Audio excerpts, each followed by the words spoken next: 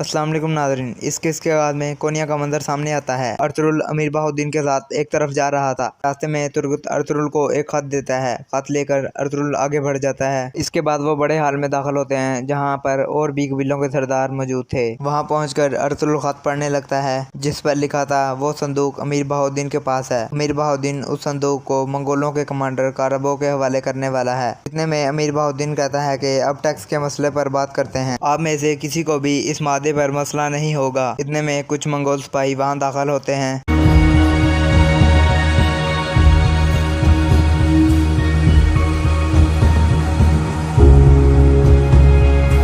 अमीर बहाउद्दीन कहता है कि खुशामदीद कमांडर कारबो। फिर वो अमीर बहाउद्दीन को धक्का देकर एक साइड पर कर देता है और कहता है कि लागू खान ने इस इलाके में टैक्स इकट्ठा करने की जिम्मेदारी मुझे दी है। तुम लोग कौन होते हो टैक्स के मसले पर आपस में बात करने वाले। इतने में एक सरदार कहता है कि टैक्स बढ़ने पर लोगों के आपस में इख्तलाफात बढ़ेंगे, हम सिर्फ इस मसले पर बात करना चाहते हैं। फिर वो कमांडर कहता है कि हम जानते हैं मुश्किलात पैदा करने वाले लोगों के साथ कैसे निपटा जा सकता है। इतने में दूसरा सरदार कहता है कि हम टैक्स अदा करेंगे कमांडर, हम सिर्फ ये चाहते हैं कि टैक्स थोड़ा सा कम हो जाए। फिर कमांडर कहता है कि आप लागू खान से सौदेबाजी नहीं कर सकते, आपको यही टैक्स अदा करना पड़ेगा। इतने में तीसरा सरदार कहता है कि हम टैक्स अदा करेंगे, लेकिन एक मसला है और उस मसले पर बातचीत करने आए हैं। ये सुनकर वो कमांडर अपनी तलवार निकाल लेता है और उस सरदार के गले पर रख देता है।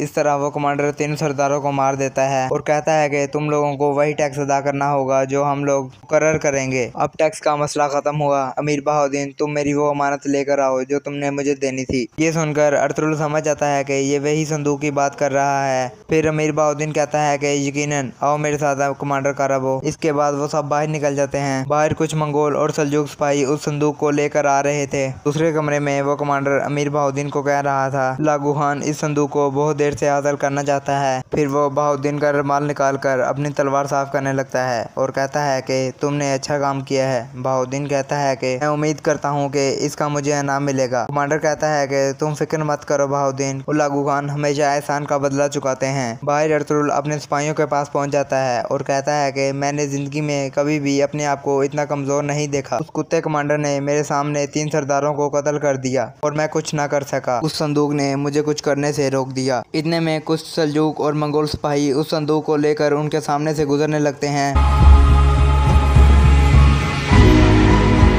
ये देखकर अर्तुगरुल कहता है कि भाइयों हम इनका पीछा करेंगे। ये कहकर वो भी चल पड़ते हैं। सिपाही संदूक लेकर अमीर बहाउद्दीन के कमरे में दाखिल होते हैं। अर्तुगरुल और उसके सिपाही भी खड़े देख रहे थे। संदूक कारबो के सामने पहुंचा दिया जाता है। कारबो कहता है कि लागू खान इस संदूक को देखकर बहुत खुश होंगे। फिर वो कहता है कि संदूक उठाओ और चलो चलें, हमें इस संदूक को वक्त पर लागू खान के पास पहुँचाना है। फिर वो वहाँ से चल पड़ते हैं। पीछे से अमीर बहाउद्दीन कहता है कि आपका सफर महफूज और आसान हो, लागू खान को मेरा सलाम कहना। फिर कमांडर कहता है कि मेरे जाने के बाद महल का ख्याल रखना और जब मैं वापस आऊं तो सारे टैक्स इकट्ठे होने चाहिए। अर्तुगरुल उनको जाता हुआ देखकर कहता है कि ये जा रहे हैं लेकिन ये अपनी मंजिल तक नहीं पहुंच पाएंगे। दूसरी तरफ कई कबीले में उस्मान तलवार बनवा रहा था और हक है अल्लाह और सच है वल्लाह के नारे लगा रहा था। इसी दौरान थियोक्लोस अपने खेमे में अपनी छोटी बेटी से पूछता है कि जो मैंने कड़ा तुम्हें तोहफे के तौर पर दिया था वो किधर है। फिर वो छोटी लड़की कहती है कि वो कड़ा खो गया है बाबा, मेरे ख्याल से जब वो हमें घसीट रहे थे तभी वो कहीं गिर गया है। ये सुनकर थियोक्लोस गुस्से में आ जाता है और परेशान हो जाता है। फिर उसकी बड़ी बेटी कहती है कि आप कड़े को भूल जाएं बाबा और आराम करें, नहीं तो आपकी तबीयत मजीद बिगड़ जाएगी। फिर वो उसे उठाकर उसके बिस्तर पर लिटा देती है।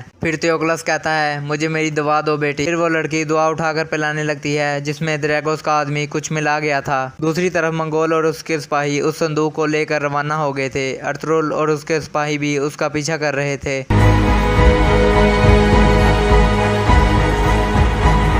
इतने में मर्गिन उनके सामने आ जाता है और सलाम करता है। फिर अर्तुरुल अपने सिपाहियों को कहता है कि अब से मर्गिन हमारे साथ होगा और वक्त आने पर हमें सब कुछ तफसील से बताएगा। अभी हमें फौरन मंगोलों के पीछे जाना होगा। वो किस तरफ गए हैं मर्गिन? मर्गिन कहता है कि वो काराकोत की तरफ गए हैं, शाम होने वाली है, शायद वो वहाँ आराम करेंगे। अर्तुरुल कहता है कि ठीक है, हम वहाँ उसे घेरे में ले लेंगे। ये कहकर वो वहाँ से रवाना हो जाते हैं। काई के बिले में थियोक्लस की छोटी बेटी बाहर काफी गमगीन हालत में खड़ी थी। इतने में उस्मान उसके पास आता है और कहता है कि तुम्हें क्या हुआ है नेहा? नेहा कहती है कि बाबा ने मुझे एक कड़ा दिया था जो मेरे से खो गया है और बाबा मेरी वजह से बहुत गुस्से में हैं, इसलिए मैं परेशान हूँ। उस्मान कहता है कि वो सिर्फ उस कड़े की वजह से इतना गुस्सा क्यों कर रहे हैं? नेहा कहती है कि मैं नहीं जानती, लेकिन बाबा हमेशा कहते थे कि उस कड़े को कभी मत खोना, ये बहुत ही जरूरी है। मुझे लगता है कि वो वहाँ गिर गया है जहाँ वो आदमी हमें घसीट रहे थे। मैं वहाँ जाना चाहती थी लेकिन मेरे बाबा ने मुझे नहीं जाने दिया। उस्मान कहता है कि मैं उस जगह को बहुत अच्छी तरह से जानता हूँ, मैं तुम्हारे लिए वो कड़ा तलाश कर ला सकता हूँ। ये सुनकर नेहा बहुत खुश हो जाती है, लेकिन कहती है कि मेरे बाबा मुझ पर बहुत गुस्सा होंगे। उस्मान कहता है कि तुम परेशान ना हो, मैं किसी को भी पता चलने नहीं दूंगा। इसके बाद लफ्के किले का मंजर सामने आता है। किले का बादशाह कहता है कि वो कमबख्त थियोक्लस कहाँ रह गया? उसे बहुत पहले यहाँ पहुँच जाना चाहिए था।